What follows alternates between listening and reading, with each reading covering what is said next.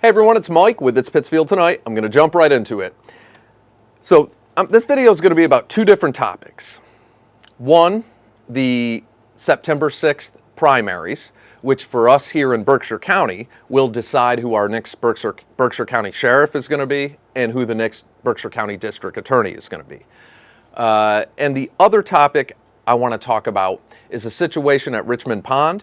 Many of you who have followed me for a few years now know that there has been a situation over the course of the past 3 or 4 years with a certain local private association here that mainly represents summer residents, seasonal residents, trying to remove the wildlife from Richmond Pond, specifically the geese, the ducks, the cormorants, the waterfowl.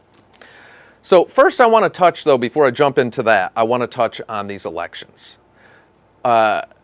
So, like I said, the big ones for Berkshire County are the sheriff's race and the DA's race. Sheriff Bowler, the incumbent, is being challenged by Alf Barbalunga, and Andrea Harrington, our incumbent district attorney, is being challenged by Tim Shagru. The sheriff's race has gotten filthy, unnecessarily filthy. It turned from talking about issues, which the only issue is, do you like the way the sheriff runs the jail and runs as a department head as the sheriff or not? Those are not political positions. So when you see someone running for office and their platform has become the sheriff has built an empire, he's a racist, he's this, he's that, it's dirty, nasty politics. And it's hard for me to sit back and keep my mouth shut on this one. It really is, because I find those to be completely baseless. I've known Sheriff Bowler for a long time. I've known him through political channels, through doing this for about 7 or 8 years. And I knew him when he was a police officer, when I was a punk kid in Pittsfield. Sheriff Bowler, from my own personal experience, is a good man. He's just a good man. There's no ego on that guy. He's approachable. He's respectful and kind to everyone. He's just a good, decent human being. If you don't like him as sheriff, that's fine. Stick to the issues. That's what this should be about. But when I started seeing this racism, accusations of infidelity in his marriage, I mean, really cruel, baseless stuff to stir the pot, not cool. Not cool at all. So if you're following that election, I'm sure you've seen all that. But I wish it didn't take that dirty turn. I really do. Because when that kind of stuff starts getting thrown around, it disrupts the whole process. It discourages people from wanting to run for office. Discourages people from voting and getting involved. And then when you have like this local blogger who talked his way into some kind of debates and tried to turn it into the National Enquirer with, are you cheating on your wife? It's just pathetic to me. And that's where I kind of, as you know, many of you know, that's where I turned away from the election. I don't want any part of that kind of stuff. Any part of that kind of stuff. I respect the office of sheriff. I respect our elected offices. Those belong to the people, those seats. No way should an elected official be participating in formats like that. I don't think, knowing the sheriff personally, he's not a politician. But unfortunately, his job is political, so you have to campaign. But I wish he never showed up on that format, really. Because that turned people off from the whole thing. But anyway, he did, and that's that. I guess where I'm going with all that, though, is what I think is going to happen there. Sheriff Bowler will decisively win re-election. I don't see that going any other way.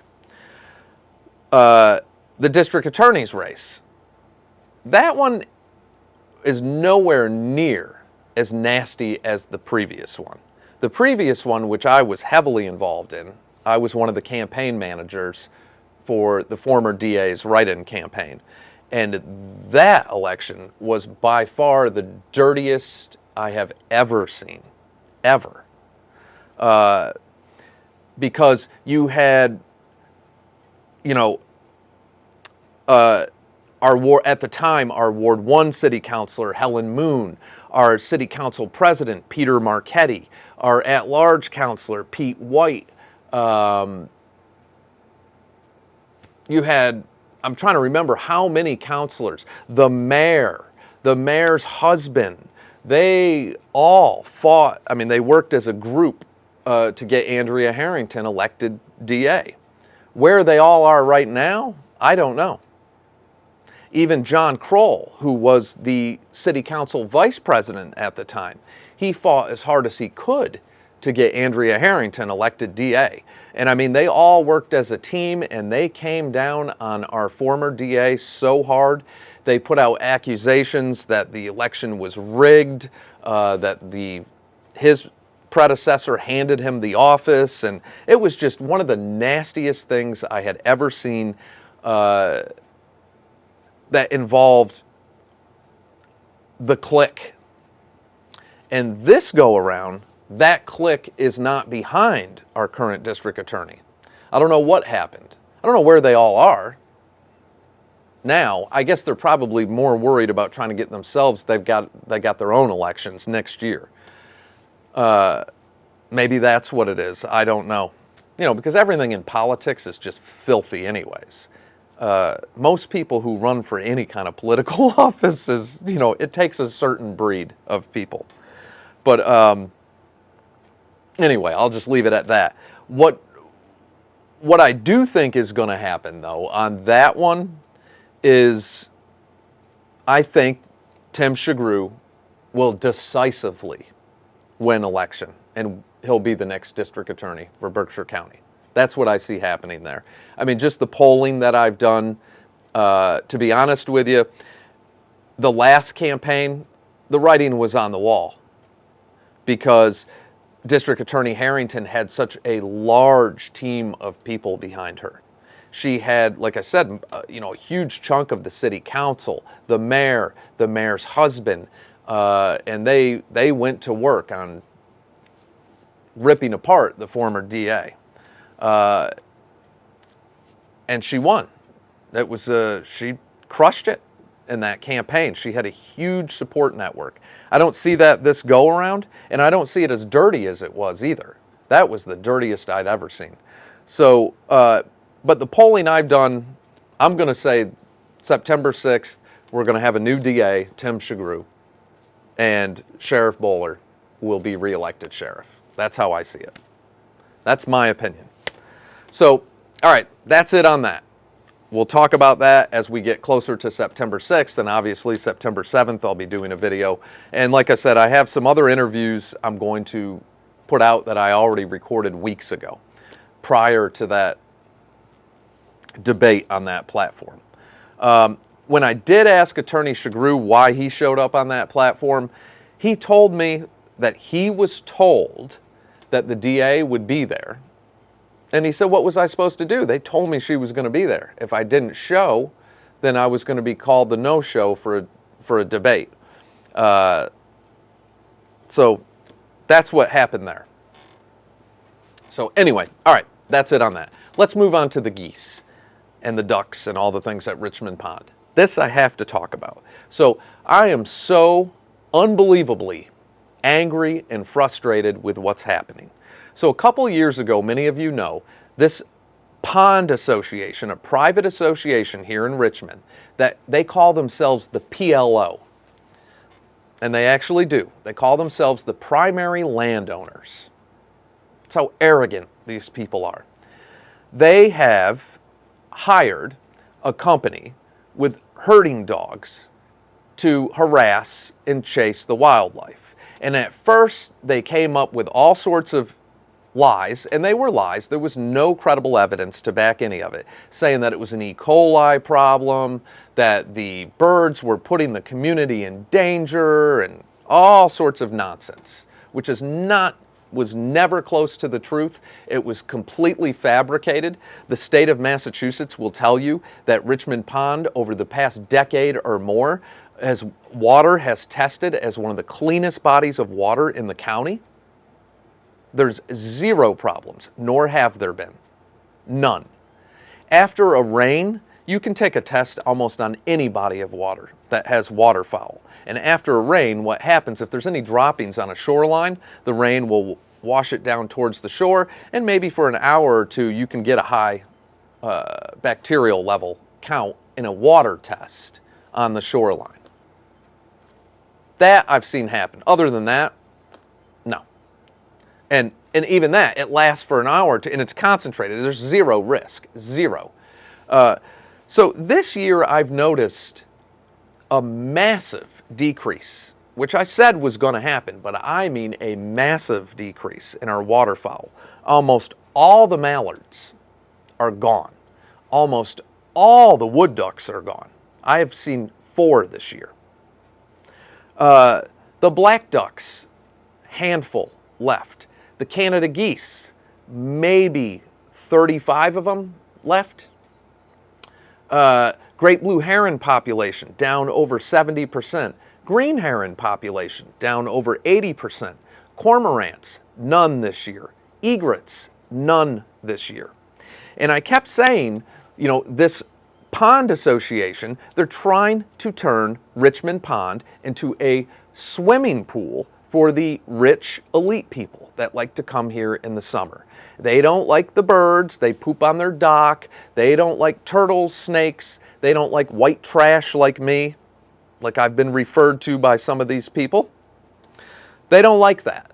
They feel that they're privileged and this is their right. So anyway, I've noticed there's been a massive, massive problem. And as a wildlife photographer and somebody who spends every day out here, it was becoming more and more obvious something was wrong. Well, a few days ago or last week, because I have found quite a few dead birds this year, which I knew something was up. Well, last week, someone pulled 3 more geese that were shot with a small caliber gun and thrown in the trash can. And luckily, somebody saw them. That's what's happening. They're murdering our wildlife and discarding them in trash cans. Now, I checked my trail cams. Unfortunately, I have nothing of who did it. But I've had it. Enough is enough with these people. The town has backed this association on bringing in these herding dogs. No more. I won't stand for that either. They're bringing in herding dogs to an environment that is a natural environment for these animals. It also adjoins the Lawn Nordine Marsh, which is state-owned. That's owned by the Division of Fisheries and Wildlife. You're allowed to hunt and fish on there. They're taking that away from the sportsmen.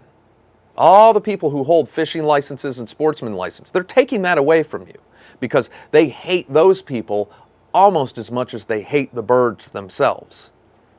They don't want none of that here. No turtles, snakes, birds, nothing. So they're taking that away, though.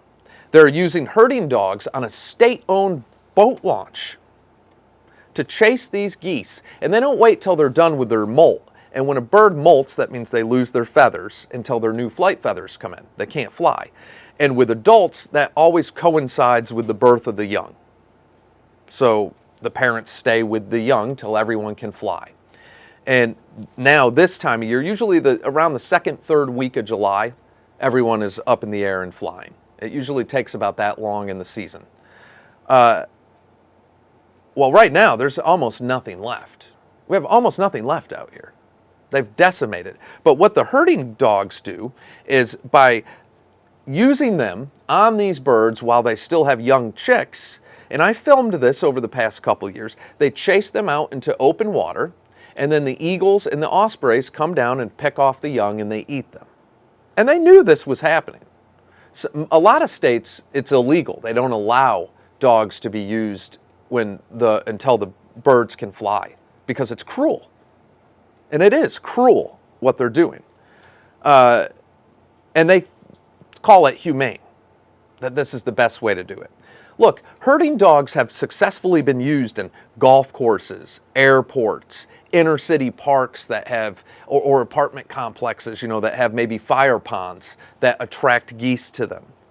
Yeah, you can have problems like that in their natural environment, and the town is gonna continue to allow this, to spend thousands of dollars to bring in this company. It ain't gonna happen anymore. I have a meeting in Westboro with the Department of Fisheries and Wildlife this coming week. I've retained all the money I need for an attorney, and I said I was gonna do that a couple years ago. I said I was gonna. Well, enough is enough. Enough is enough. I will no longer tolerate this. I'm going to hold a rally here at Richmond Pond. And by the way, the Richmond Town Beach, where they pulled these 3 geese out of the garbage can, that is Pittsfield. I hope people understand that. The Richmond Town Beach is in Pittsfield. Half of Richmond Pond is in Pittsfield. So this is a Pittsfield issue. But under the Great Pond Act, that is a public body of water. That belongs to all of us. It doesn't belong to these rich people. They have no right to do what they're doing. Zero right to remove our wildlife. And it stops. It will stop. I will file the biggest lawsuit they could ever imagine. And they didn't take me serious last time. They're gonna this time. Because now that somebody is just literally shooting the birds and throwing them in trash cans, and that ain't some kid doing that. Kids don't do that. And kids wouldn't methodically do it, where they're actually killing the birds, probably luring them in with food, and then taking the time to pick them up, put them in bags, and discard them in the trash. The state wasn't even aware of that happening. They are now. And they're going to be a lot more aware of what's been going on after my meeting with them in Westboro. And I've already talked to some of our top ornithologists. I have a lot of connections through Fish and Game. As many people know, my father was the fisheries manager and former director for Western Massachusetts. He was one of the longest serving state employees in Western Massachusetts as an environmental police officer. My father was 42 years with the state. This is what he did. His whole entire life was our wildlife and our waters in Berkshire County. As an aquatic biologist, my father wrote the book on most of these things, literally. So I do know what I'm talking about. And this stops. So I'm going to do another video and another video and another video. You're going to hear a lot about this over the next couple weeks. And to all my animal people, I'm going to need your support. I'm going to hold a rally here, and I'm also going to hold a rally at the Richmond Town Hall for them to stop participating in this. They're allowing this with the herding dogs to take place. It's got to stop. It's got to stop. This is beyond unacceptable. And it should be illegal. And I'm going to get to the bottom of it. I don't know how they're getting away with running those herding dogs off a state-owned boat launch. I don't know how they're getting away with that. But we're going to find out if it's legal or not. So that is it for now. To all my animal people, please pay attention. I'm going to need you. I'm going to need you, even if it's just to stand there for an hour with me and show your support for this. This is important. These animals need us. They can't speak up for themselves, and they are literally shooting and killing them and throwing them in the trash. That's what's happening. I can't prove who did it. Not yet. But this is wrong. This is beyond wrong. This is disgusting, and it has to stop. It has to stop. So that is it for now. I'll be doing another video probably tomorrow from out on the pond. And I will continue to all week, and I will update everyone as these meetings go on. So that's it. Pay attention. Get involved in these elections. Make sure you vote on September 6th. Make sure you vote. And I'll catch you all in the next day or two.